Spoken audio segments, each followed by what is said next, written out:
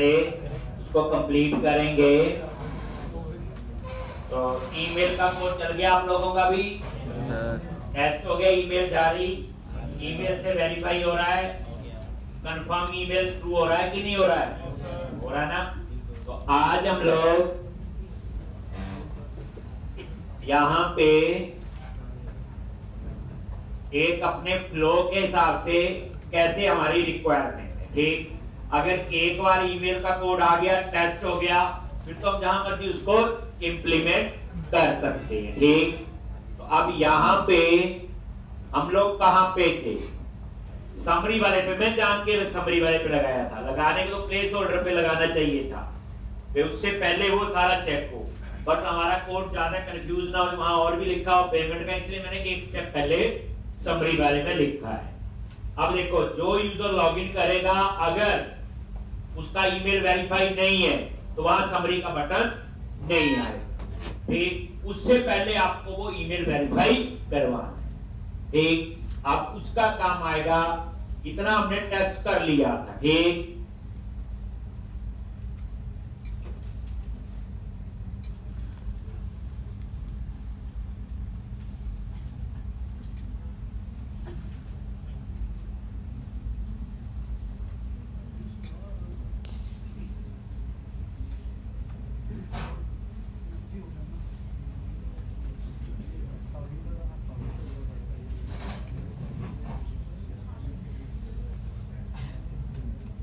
एक लॉगिन,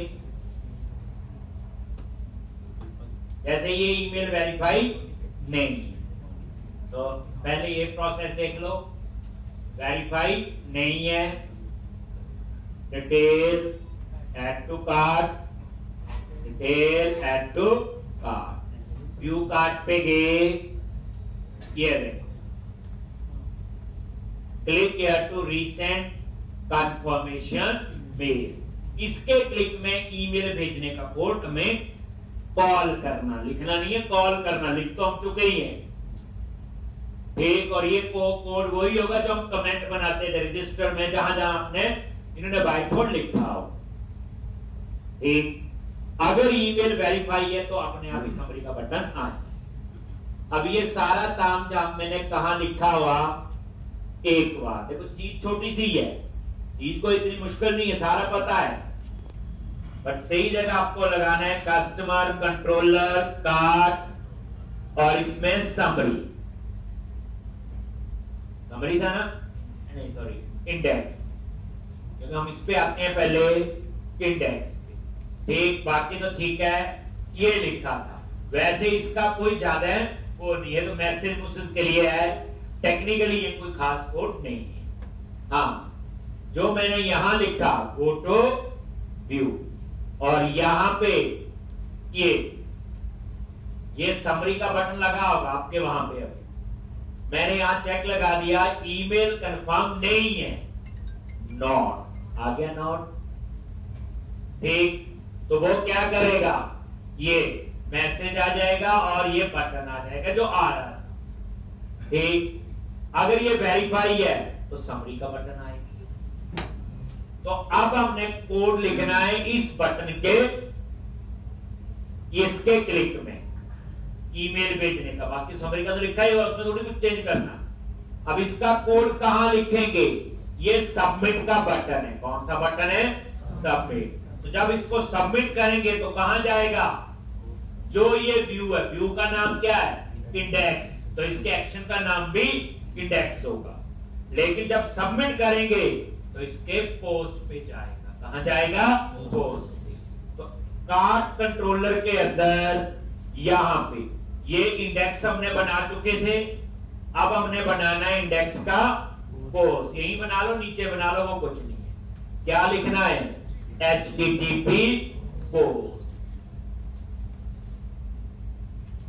ठीक।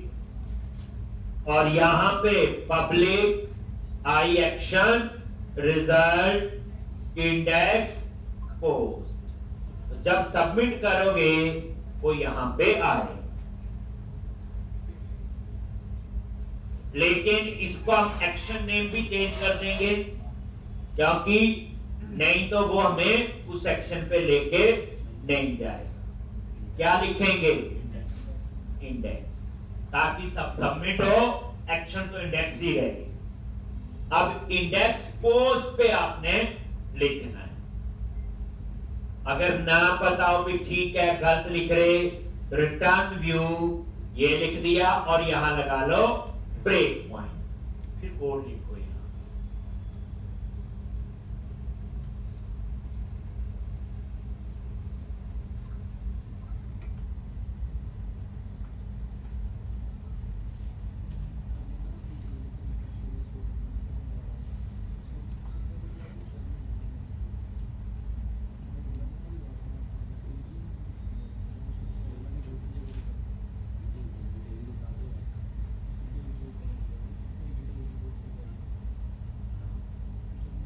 देखो लॉगिन पे क्लिक किया, ये ईमेल वेरीफाई नहीं, वेरीफाई होगा तो मैंने कल आपको दिखाया है, तो वो सिंपली पे जाएगा यू कार्ड और ये। अब इस पे क्लिक करो, क्लिक किया वो आ गया वहां पे ब्रेक पॉइंट लगा हुआ, तो इसमें तो जगह तो भी। अब क्या कोड लिखना है वो हम लोग यहाँ पे। तो अब हमारा काम क्या होगा, ईमेल एक कहाँ लिखना है, इंडेक्स के पोस्ट। ठीक, क्या है, यूजर की इंफॉर्मेशन हमें चाहिए होगी जिस यूजर ने लॉगिन किया। तो क्या क्या ये भी लिख लो, जैसे इसकी जरूरत नहीं हो, टेक्स्ट बॉक्स लगा वहां, नहीं लगा हुआ ना। तो वैसे तो ये जो हम लिखते हैं ना एंटी फ्रोजली टोकन, ये तब लिखना होता है जब इनपुट करेंगे गलत डेटा आएगा, ये उसके लिए होता है। जब वहाँ टेक्स्ट बॉक्स लगे नहीं है उसके ऊपर तो लिखो चाहे ना। लो अब आ जाओ यहीं पे इंडेक्स के पोस्ट। एक पहला तो है जिस यूजर ने लॉगिन किया, इसका कोड तो अब आपको पता चल ही गया होगा। यहाँ ये दो लाइनें तो आपको लिख के थक गए होंगे, इसने लॉगिन किया उसकी डिटेल। अब उसके बाद यूजर की इंफॉर्मेशन उठानी है, कहाँ से, unit work dot application user dot first dot default और au dot id claim dot web. तो ये आपने क्या किया, जिस यूजर ने लॉगिन किया उसकी डिटेल, जिस यूजर ने लॉगिन किया। अब इसमें ईमेल कंफर्म भी होगा कि ट्रू है या कि फॉल्स, इसमें उसका ईमेल एड्रेस भी होगा, इसमें उसका यूजर नेम भी होगा, यूजर की सारी इंफॉर्मेशन जो एसटीनेट यूजर में है वो सारी चीजें इसके अंदर आए। तो ये आपने लिख लिया। अगर नल है ठीक, तो इफ यूजर नल क्या लिखेंगे, model state dot add model error, यहाँ कोई की नहीं दी, स्ट्रिंग डॉट एम्प्टी, और यहाँ पे ईमेल एम, मतलब ये है कि वो यूजर है ही नहीं। वैसे तो ये चेक करने की नौबत नहीं है, यहाँ पहुंचोगे तभी जब लॉगिन हुआ, बट वही बात है, चेक लगाना तो समझ आ जाए, लगाई आओ, कोई बुरी बात नहीं। खुद ही पता लग रहा है ये तो यहाँ तो होगा नहीं कभी, बिना लॉगिन आप यहाँ पहुंच नहीं सकते। क्योंकि क्यों नहीं पहुंच सकते,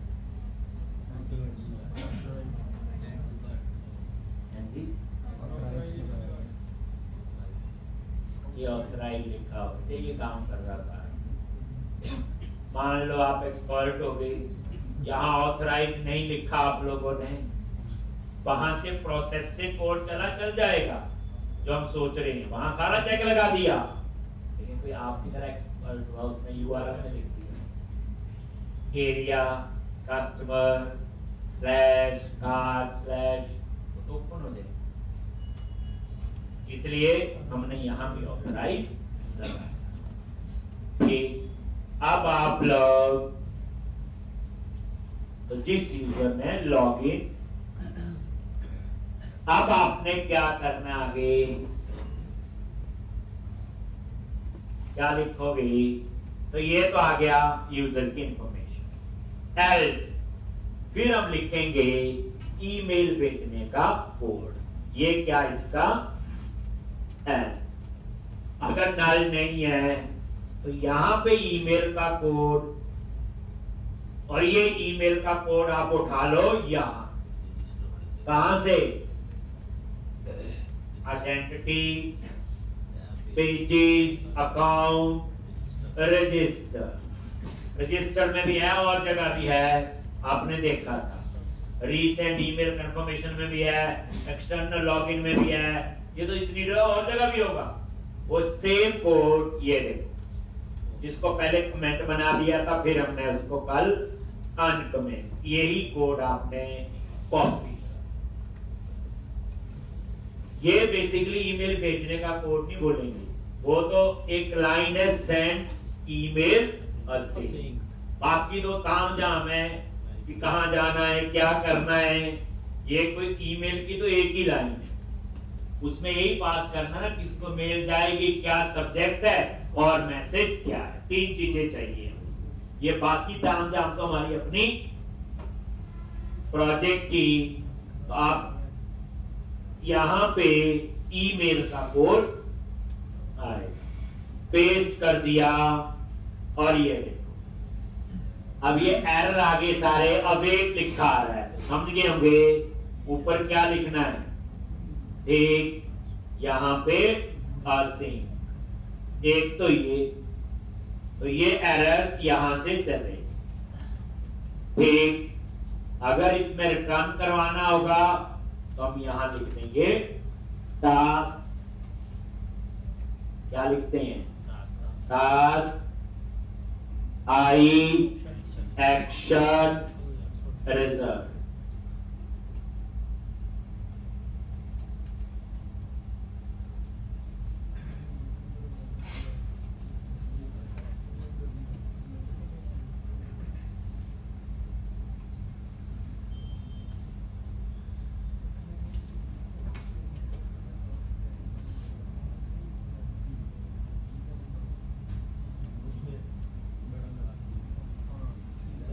एक तो यहां पे ये ईमेल का कोड, बस ऊपर तो वही लिखा हमने, क्या टास्क और असिंग, पता ही है। ये सारा, ये वेरिएबल का नाम मैंने यूजर ही रखा हो, जान के यहां सारी जगह यही यूजर यूज हुआ, गेट यूजर, ये यूजर और उसके बाद ये कॉल बैक यूआरएल है, जब क्लिक करेंगे वेरीफाई होने के बाद कहां जाना है, इसलिए इसको हम लोग मैसेज में डालते हैं। कहां डालते हैं? Message, call back. ठीक, और यहां पे ये देखो वैल्यू में यूआरएल, इसको तो हटा दो, ये तो ये रिटर्न यूआरएल, और यहां पे ये आपका इनपुट आ रहा है ना, टेक्स्ट बॉक्स नहीं है, तो इस बार कहां से आएगा email? To email user dot email, ये टू ईमेल हो गया। जिस यूजर ने लॉगिन किया हुआ ना, यूजर में क्या है? जिस यूजर ने लॉगिन किया उसका email, confirm your email, that is subject, and ये क्या आपका मैसेज। तो please confirm your account, change करना चाहो मैसेज चेंज कर सकते हैं। और ये क्लिक हियर पे, जब हम क्लिक करते हैं तो कहां जाता है? कॉल बैक, और ये कॉल बैक यूआरएल किसका है? कंफर्म ईमेल वाले पेज। आप किसी और पे लेके जाना चाहते हैं तो वो अपना पेज बना के बता सकते। ठीक, तो इस तरह से बाकी कोई खास चेंज इसमें नहीं। ठीक, और उसके बाद आपने क्या करना है यहाँ पे, ठीक। तो ये ईमेल का कोड यहां शुरू हुआ और यहां पे ये घर। उसके बाद is email confirm true, is email confirm true. और उसके बाद कहां जाएंगे हम लोग, रिटर्न रिडायरेक्ट टू एक्शन। और क्या लिखोगे, नेम ऑफ इंडेक्स।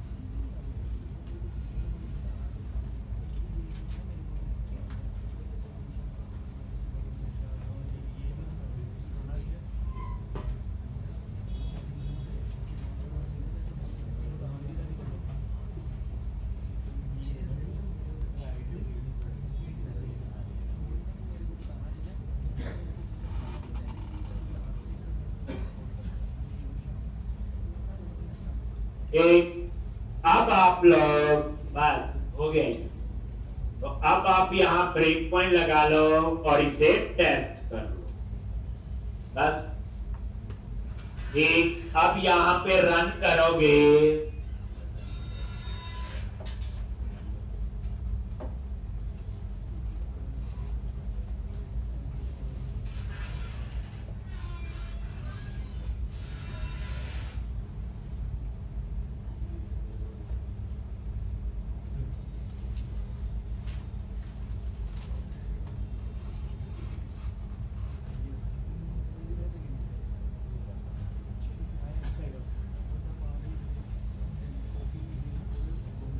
लॉगिन पे क्लिक करो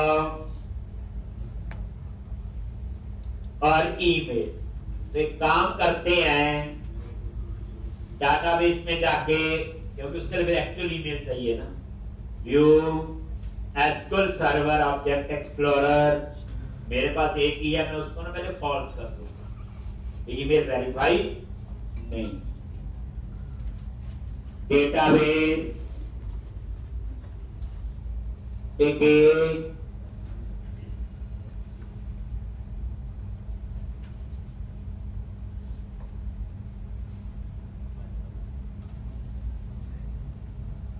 और यहां पे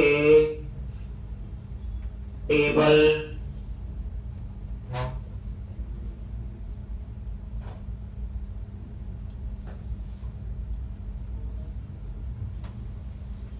ASP.NET यूजर व्यू डेटा।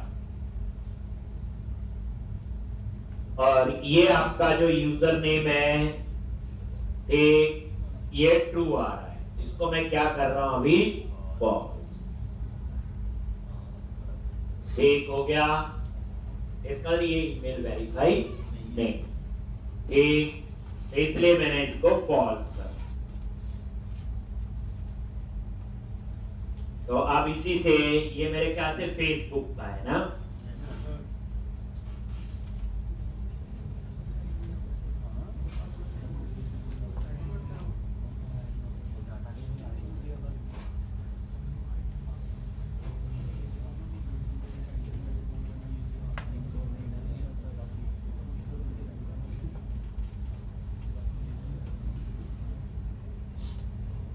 और यहां पे फेसबुक पे क्लिक किया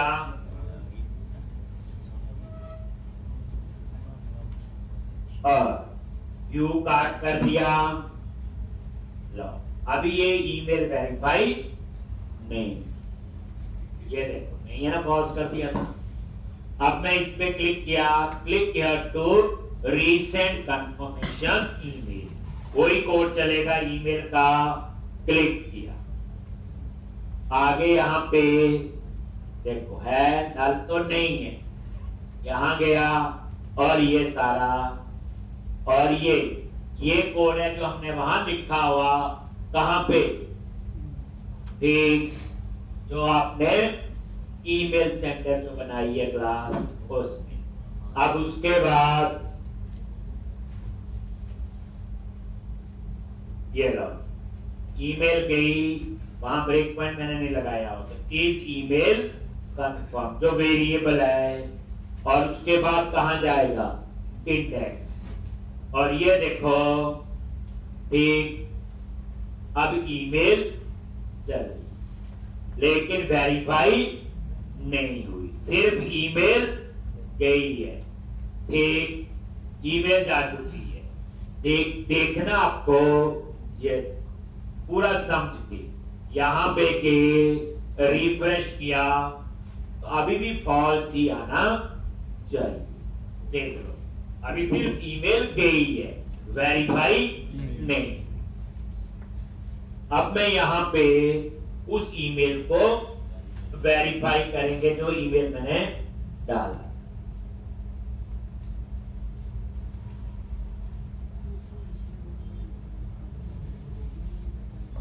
1:50 पे तो अभी आई है ये ईमेल, लॉन्च आगे, और यहां लिखा रहा प्लीज कंफर्म योर अकाउंट, और जैसे क्लिक करोगे अब आपकी ईमेल वेरीफाई कहां गया, ठीक, और एक चीज नोटिस करो, यहां पे 0 आ रहा है,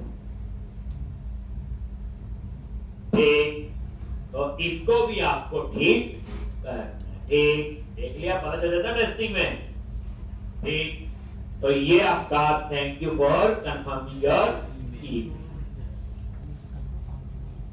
ठीक, और इस पेज पे भी लिखना होगा account/confirm email, ठीक, ये वाला, तो ईमेल कंफर्म हो गया, पहले आप डाटाबेस में चेक करो। अब मैं रिफ्रेश कर रहा हूं इसको, तो ये ले आ गया, तो ये ईमेल वेरीफाई हो गया, और अब आप लोग इसको रिफ्रेश करो, वहीं पे है, रिफ्रेश किया, नीचे देखो हट, और अब आपका आगे समरी का जो है अपना काम करेगा, जो काम होगा, आगे का कोड तो चल रहा है, ठीक, फिर आप ऐसे, ये आइटम आ गई, पता ही है, प्लेस ऑर्डर, और उसके बाद क्या होना चाहिए, ठीक, कोई भी ईमेल दे दो, यहां पे कार्ड नंबर, ठीक, ला, तो ये क्लियर है, और कंटिन्यू पे क्लिक किया, ला, ठीक, आपके लिए पहला काम ये है आज का, जैसे यहां पे आए, साथ ही एक मेल जानी चाहिए, मेल तो ईमेल तो वेरीफाई है, वो तो हो गया, मैंने करवा दिया, उस पर्सन को मेल जानी चाहिए, और यही चीज लिखा होना चाहिए, thank you for your order, जो ये डिटेल है, ठीक, क्या चली जाए, ईमेल, ठीक, अब ये ऑर्डर कंफर्मेशन में कहां लिखना है वो आप लोग डिसाइड करोगे, ईमेल का कोड मैं आपको बता दूं, नंबर 1 एक काम ये, और साथ ही फोन पे भी मैसेज आ जाए कि आपका ऑर्डर कंफर्म हो गया।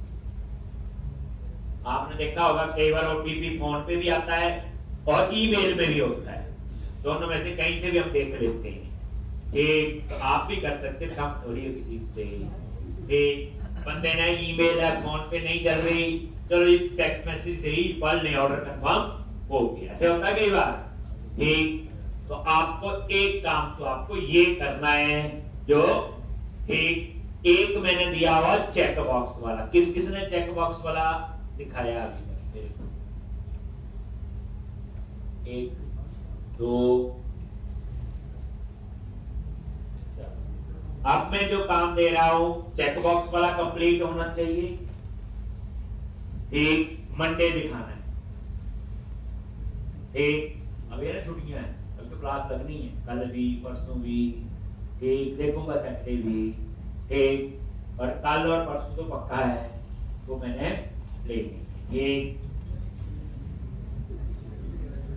लो, तो अब आपको आगे मैं क्या काम दे रहा हूं, ये आज ही चले गए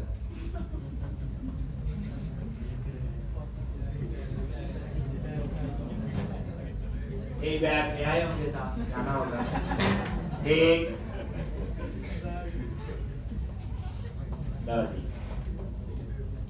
अब यहाँ पे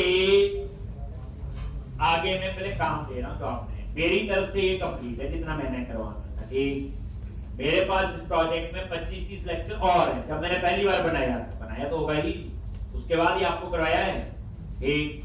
बट एक टाइम होता है जितना हमारे पास, क्योंकि और चीजें भी पढ़नी है और प्रोजेक्ट भी बनना है, ठीक। इसलिए बट इतने में आपको पूरा फ्लो कंप्लीट हो गया। अब घर सामान देने थोड़ी जाना, तो उतना आगे आपको। अब इसमें आप क्या कर सकते हैं, ठीक। एक जैसे ये दिया चेक बॉक्स वाला कर लेना, और ये ऑर्डर कंफर्म के बाद ईमेल भी मैसेज, फोन पे मैसेज के लिए गूगल में करना टुविलियो सर्विस होती है, बिल्कुल वैसे यूज करनी जैसे फेसबुक गूगल, कोई फर्क नहीं है, एक टुविलियो सर्विस होती, फोन पे मैसेज भेजने के लिए फ्री वाली यूज करना, ठीक। तो एक नंबर देंगे, मैसेज उसी से जाएगा, चलो मुझे सीखना ही है, और पैसे देंगे तो जो मर्जी कर लेंगे। नेक्स्ट, तो 2 क्वेश्चन हो गए, एक चेक बॉक्स वाला दिया हुआ, ठीक। दूसरा चेक बॉक्स वाला ना, जो जो टिक करे वही आए, वही ऑर्डर डिटेल में ऑर्डर में सेव हो, और वही शॉपिंग कार्ट से रिमूव होने चाहिए, ये पूरा प्रोसेस है। दूसरा ये जो आज मैंने बताया, ऑर्डर कंफर्म हो गया, साथ ही ईमेल जाए और साथ ही फोन पे मैसेज जाए, 2 काम। तीसरा काम क्या करना है, लॉगिन करो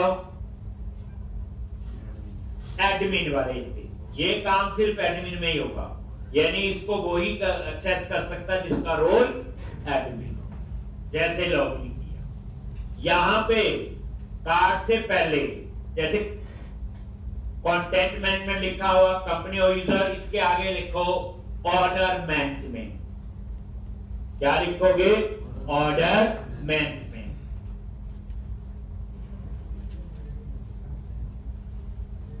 मतलब मेन्यू बनेगा ऑर्डर मैनेजमेंट, ठीक। जैसे आपके ये, और इस मेन्यू में पहली ऑप्शन लिखनी है ऑल ऑर्डर्स, ठीक, ऑल ऑर्डर्स। दूसरी ऑप्शन लिखनी है पेंडिंग ऑर्डर्स, तीसरी लिखनी है अप्रूव्ड ऑर्डर। बस इतने पे करना पड़ेगा, एक सारे ऑर्डर आने चाहिए, पेंडिंग आने चाहिए और अप्रूव। जैसे मैं एडमिनिस्ट्रेटर हूं, मुझे सारे ऑर्डर देखने हैं, कितने पेंडिंग है वो देखने हैं, कितने अप्रूव्ड है वो मुझे देखने। तो 3 ऑप्शन है, 3 पे करना काम, और भी दूंगा वो फिर मैं मंडे, ठीक। तो ऑल ऑर्डर्स, पेंडिंग ऑर्डर्स, और देखो देखने वाली बात है, मंडे की छुट्टी सबने याद रखी है, और जो मैंने पढ़ा रहा हूं वो नहीं याद हो रहा है, ठीक। लो, तो अब यहां पे, यहां छुट्टी तब होती जब मुझे काम होगा, ठीक। अदरवाइज उतने की होती है जितनी, और जब मैं करता हूं तो मैं एक्स्ट्रा टाइम लेके, कभी भी आपको पता होगा, तब 10-15 मिनट हम एक्स्ट्रा लेके उतना, क्योंकि मुझे पूरा सिलेबस टाइम से, आप मैच कर लो सिलेबस किसी भी बैच के साथ, उतनी चीजें आपको करवाई होंगी उतनी। हर एक बैच में 1-2 चीजें नहीं हो सकती हैं, बट कम नहीं हो सकती, तो मेरी कमिटमेंट पूरी होती जितना हमने करना है। चलो, अब उसके बाद ये ऑल ऑर्डर्स पे क्या डिजाइन बनाना है, अब उस पे आते हैं। ला जी, तो ऑल ऑर्डर्स क्या क्या दिखाना है मुझे, ठीक। ऑल ऑर्डर्स में सबसे पहले ऑर्डर आईडी क्या आएगा? ऑर्डर आईडी, फिर डेट। डेट मतलब ऑर्डर डेट, किस डेट का वो ऑर्डर है। नेक्स्ट, और उसका नेम क्या है, जिसके नाम का ऑर्डर है। ठीक, किस डेट का ऑर्डर है, ऑर्डर आईडी। ठीक, और यहां पे ईमेल क्या है। ठीक, और उसका टोटल अमाउंट कितना है, क्या है टोटल अमाउंट। बड़े ध्यान से समझना ये क्या दे रहा हूं। अब order ID, order date, email और टोटल, ये सारे कॉलम ऑर्डर हेडर में हैं, ध्यान से। बट नेम जो है, एक ये आपने कहां से उठाना है, एप्लीकेशन यूजर से। कहां से उठाना है, एप्लीकेशन यूजर से, बस याद रखना। अब एप्लीकेशन यूजर पे आपको पहुंचना है, उड़ के नहीं पहुंच सकते। अब आप सोचो, उसके बाद यहां पे वो डिटेल आएगी, ऑर्डर आईडी आ गया, डेट आ गई, जो भी डेट होगी मान लो, यहां पे उसका नेम आ जाएगा। एप्लीकेशन यूजर से स्पेसिफिक याद रखना, ये ऑर्डर हेडर वाला नेम ना दिखा देना कहीं, वो तो डिलीवरी एड्रेस है, that is delivery address. Order किसने दिया उसका नाम नहीं है वो, याद रखना वो। ठीक, वो एप्लीकेशन यूजर में है, याद होगा आपको। नेम, यहां पे कोई उसका ईमेल आएगा। ठीक, और यहां पे उसका अमाउंट आ, टोटल अमाउंट ऑर्डर हेडर में है, मैं ये भी बता रहा हूं। ठीक, तो यहां टेबल यूज होगा, ऑर्डर हेडर अभी तक। ठीक, और एप्लीकेशन यूजर। ऑर्डर हेडर में एप्लीकेशन यूजर आईडी है। मतलब मैंने जो काम दे रहा हूं बच्चे, इसको को करने से पहले पूरी नोटबुक पे पिक्चर तैयार होनी चाहिए, कहां से क्या क्या इंफॉर्मेशन आएगी। डाटाबेस आपका बना होगा, डाटाबेस में नहीं कोई चेंज आपका। ठीक, उसके आगे आपने लगा देना एक व्यू डिटेल, समझे होंगे। जैसे ये एक ऑर्डर आ गया, ऑल ऑर्डर का मतलब क्या होगा, ठीक, सारे ऑर्डर आएंगे। ये एक ऑर्डर आ गया, ये दूसरा ऑर्डर आ जाएगा, ऐसे ही तीसरा आ जाएगा, ऐसे आते रहेंगे ऑर्डर आईडी। ऐसे व्यू डिटेल में क्या होना चाहिए, ये अलग अलग होंगे बच्चे नंबर, पता ना। ये व्यू डिटेल में जैसे आप इस पे क्लिक करो तो उस ऑर्डर की डिटेल चाहिए, जो डिटेल वाला होता है बेसिकली। और वो डिटेल का अलग से एक्शन बनेगा, अलग से व्यू, तो समझ गए होंगे। और उसमें क्या दिखाना है, ये दूसरा व्यू। अब इसमें ये थोड़ी पता चला कि मैंने इसमें क्या खींचना है क्या नहीं। तो जैसे आप लोग व्यू डिटेल पे क्लिक करो तो अलग व्यू, ये अलग हो गया। जैसे व्यू डिटेल पे क्लिक किया तो उस डिटेल में क्या दिखाना है, एक आप दिखाओगे ऑर्डर आईडी, वो ऑर्डर हेडर से आएगा। उसके बाद कौन सा प्रोडक्ट, तो यहां पे प्रोडक्ट का नेम, उसके बाद कितना प्राइस, और उसके बाद क्वांटिटी।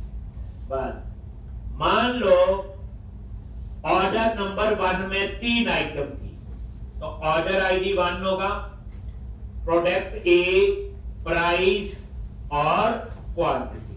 ऑर्डर उसी में 3 थी, ऑर्डर आईडी सेम होगा, बी, और ये ऐसे 1, और ये इस तरह से, और ये ऐसे।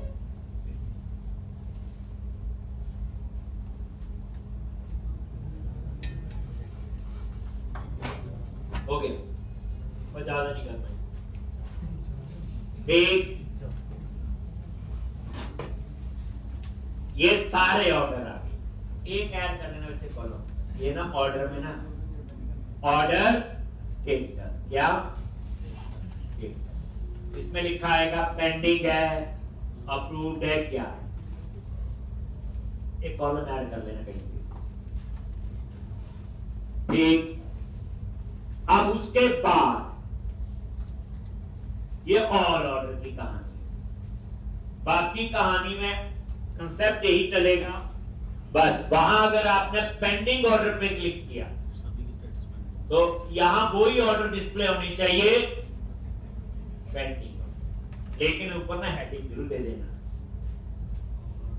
All pending orders. ठीक, नहीं तो स्टेटस में ऐड ना भी दोगे तो समझ आ जाएगा सामने वाले को कौन सी पेंडिंग ऑर्डर आएंगे। फिर पेंडिंग ऑर्डर का ही व्यू डिटेल यहां आएगा। फिर जब ये कर लोगे फिर क्या अप्रूव्ड ऑर्डर, फिर यहां अप्रूव्ड ऑर्डर ही आएंगे और व्यू, मतलब एक बना लिया 3 बन। एक रिक्वायरमेंट सेम रहेगी, बस आइटम कितनी दिखानी है, ऑल ऑर्डर में सारी, पेंडिंग ऑर्डर में सिर्फ पेंडिंग, अप्रूव्ड ऑर्डर में एक। फिर आपका काम है, और एक्सपर्ट हो गई, फिर मैं चाहता हूं डेट वाइज आए कि मैं 2 डेट डालूं तो इस महीने में कितने ऑर्डर आए। सोचो आएगी रिक्वायरमेंट, मैं ऐसे करूं जी, स्टार्ट डेट डालूं, एंड डेट डालूं, और आगे ड्रॉप डाउन लिस्ट से चूज करूं all order, pending order, approved order, कौन से ऑर्डर डिस्प्ले करने है ना। मजेदार चीज, सोचो भला।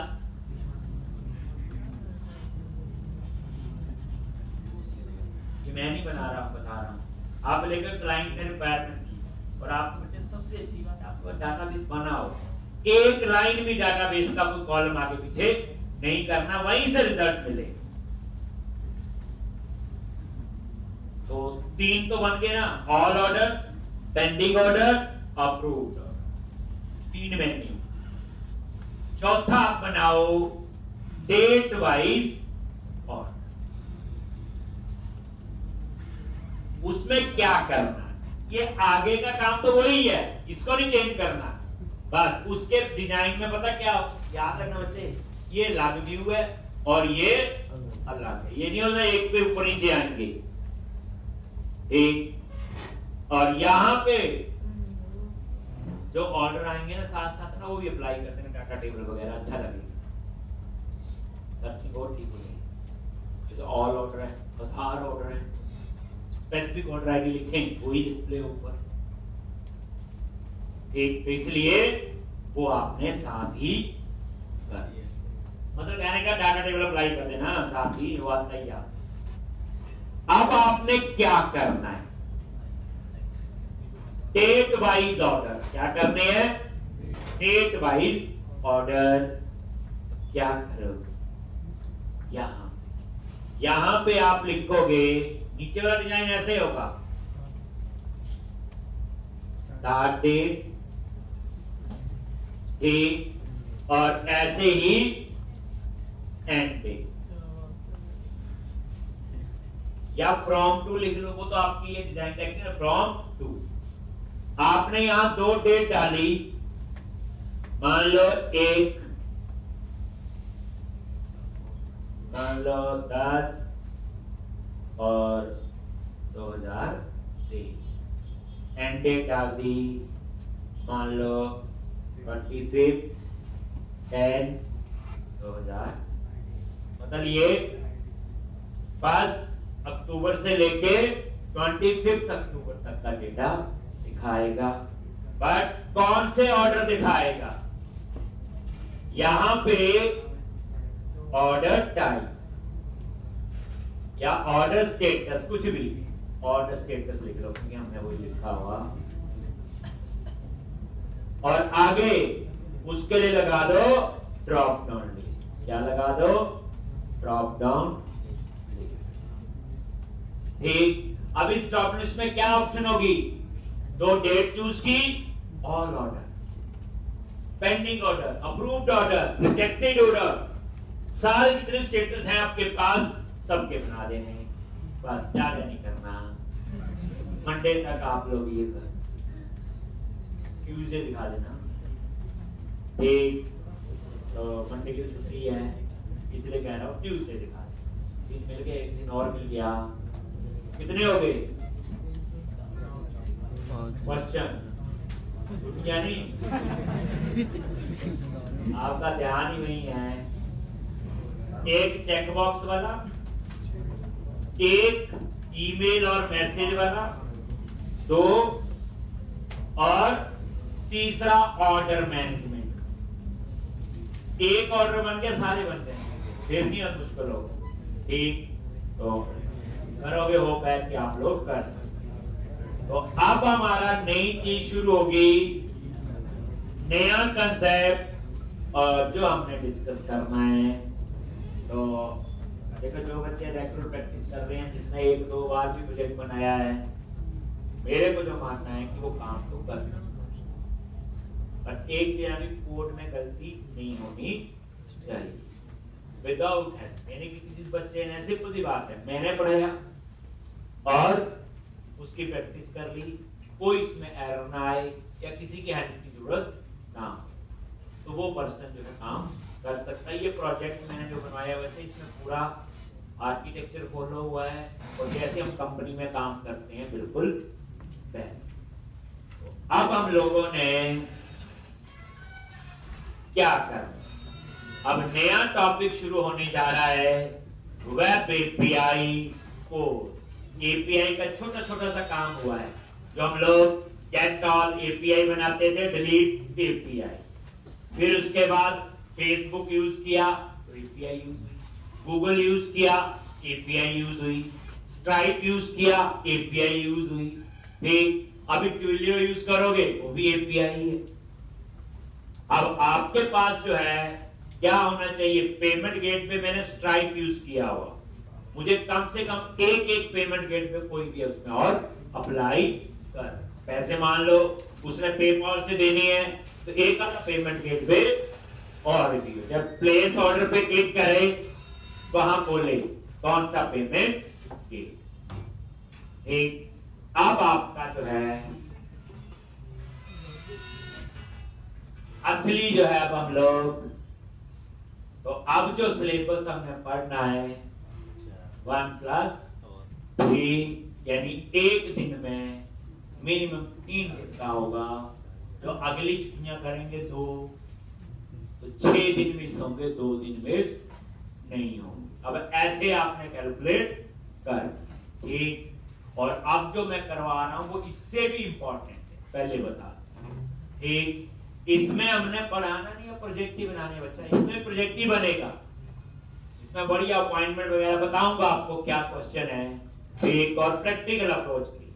अभी हमारी 3 एप्लीकेशन और बननी है, एक एपीआई में, एक एंगुलर के साथ, एक रिएक्ट, वो प्रोजेक्ट ही होंगे, इससे थोड़े छोटे होंगे तो टाइम हमारे पास उतना है, बट फिर भी अच्छा ही बनेगा, क्योंकि अब स्पीड थोड़ी सी अच्छी होगी, क्योंकि अब अच्छी प्रैक्टिस आपकी होगी। अब देखना आपको, अब जितना मैंने पढ़ाया है आपको अपना लेवल चेक करना 2-4 दिन बाद, ठीक, आपको खुद ही समझ आ जाएगा कि हम एक्सपर्ट हो। तो एक्सपर्ट इसलिए नहीं हुए जो आपने 1.5 महीने से प्रोजेक्ट बनाया है, उसकी वजह से आप एक्सपर्ट हुए। अब आप एक अच्छा कंसेप्ट आपके पास है, अब आपको किसी भी लैंग्वेज में कोड लिखना, उसके सिंटैक्स में बताता जाऊंगा। तो सबसे पहला क्वेश्चन है, हम एपीआई क्यों पढ़ें, एपीआई पढ़ने के क्या फायदे हैं, पर इतना बता दो। सिंपल लेमैन की तरह समझा रहा है, मुझे नहीं आता, टेक्निकली कुछ नहीं पता, बताओ भाई। सिंपल, एक आपका लेमैन बैठा, नॉन टेक्निकल बंदा, आपने उसने प्रोजेक्ट बनाना है, आप चले गए रिक्वायरमेंट लेने, और आपको टेक्निकली पता है एपीआई क्या होती है, ठीक, तो आपने उसको समझाना है भी आपके प्रोजेक्ट में एपीआई होगी, हो सकता है उसके पैसे लगे, खरीदनी पड़े, तो उसे समझाओ पहले कि एपीआई क्या होती है, हम इन्हें क्यों बनाते हैं, हमें इसका क्या फायदा।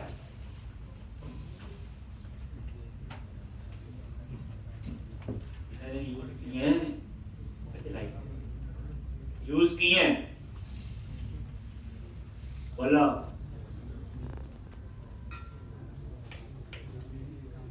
बताओ।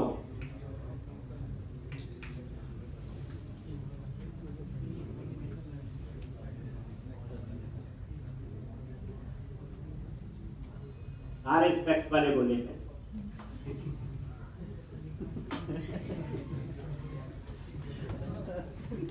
स्पेक्स उनको लगती जो ज्यादा पड़ती है, वो बताएं।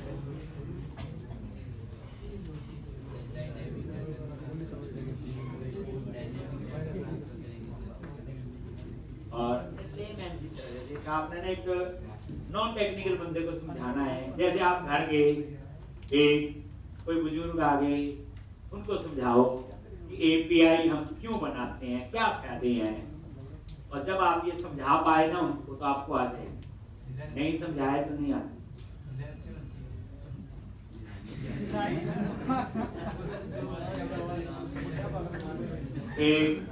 ये तो उल्टा ही चल गए, एपीआई में जीयूआई होता ही नहीं, कहानी आगे।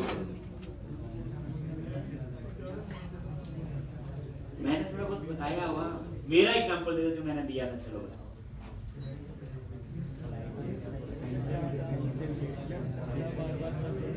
मैंने सिंपल एग्जांपल दिया था। आज आपने एक 5-6 चीजें सर्च करनी। क्या सर्च करना, देखो आपने क्या करना, पहले गूगल पे जाना, वहां लिखना flights from Chandigarh to Goa, पर इतना लिखना है। और नीचे कई लिंक आ जाएंगे, मेक माई ट्रिप, क्लियर ट्रिप, यात्रा.com, booking.com, ऐसे पहले पेज पे लिंक आ जाएंगे। ठीक, मेक माई ट्रिप के किसी पे भी क्लिक कर दो, वो पूछेगा किस डेट की फ्लाइट चाहिए आपको, ठीक, और कितने पैसेंजर। फिर वो उस डेट को जो जो फ्लाइट जानी होगी, ठीक, और उनमें जगह भी होगी बैठने, ठीक, तो आपको वो डिटेल बता देगा कि ये फ्लाइट उस डेट को सवेरा 9 बजे चलेगी विस्तारा की, 11 बजे इंडिगो की चलेगी, 2 बजे आपकी एयर इंडिया चलेगी, 8 बजे ये वाली चलेगी। अलग-अलग एयरलाइन का डाटा आ जाएगा आपके पास। ये डाटा कहां से आया, कैसे आया, मुझे टेक्निकल नहीं पता। ठीक, दूसरी सर्च आपने करनी, आपने सर्च करना गूगल पे होटल्स इन शिमला, ठीक, और वहां फिर जाओगे, फिर यही आ जाएंगे, मेक माई ट्रिप, ट्रिप एडवाइजर, यही बुकिंग, यही आ जाएंगे। फिर वहां क्लिक करोगे, फिर पूछेंगे किस डेट की बुकिंग चाहिए, कितने लोग, तो वहां पे आ जाएगी आपके पास होटल्स की डिटेल।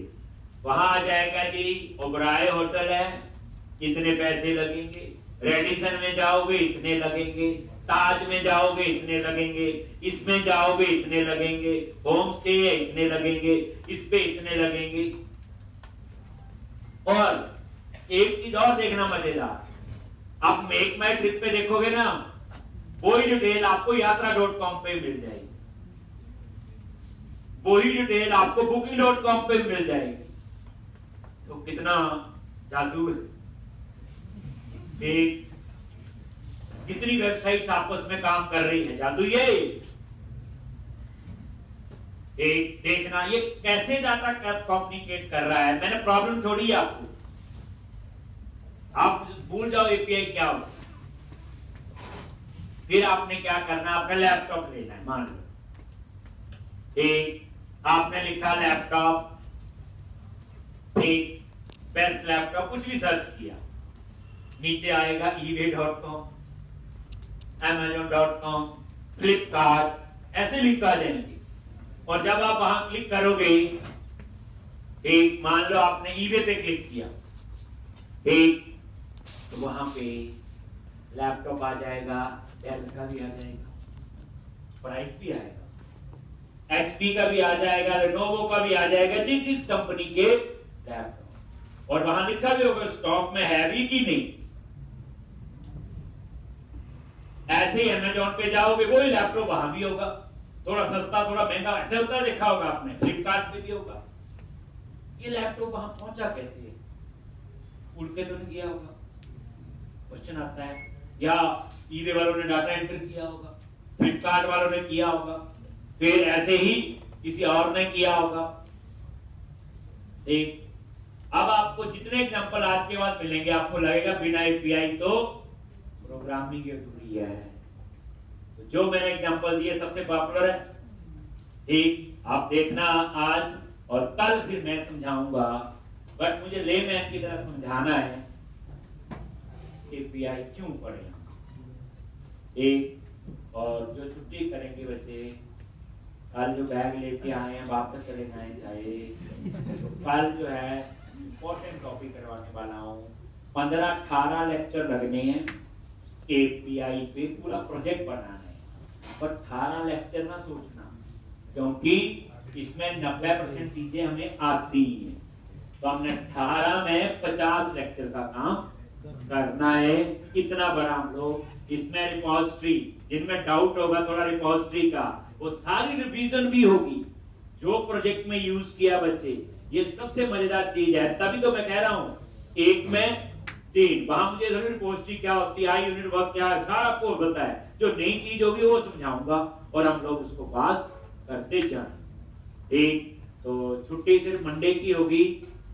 ठीक, तो फ्राइडे को क्लास लगा के जाना चाहें तो जा सकते हैं, तो कल आओ, कल हम लोग आगे करेंगे। और जो चले गए हैं घर उनको मैसेज डाल दो, नहीं तो अगले बैच की वेट करेंगे, फिर नहीं समझाना उनको तो मुश्किल हो।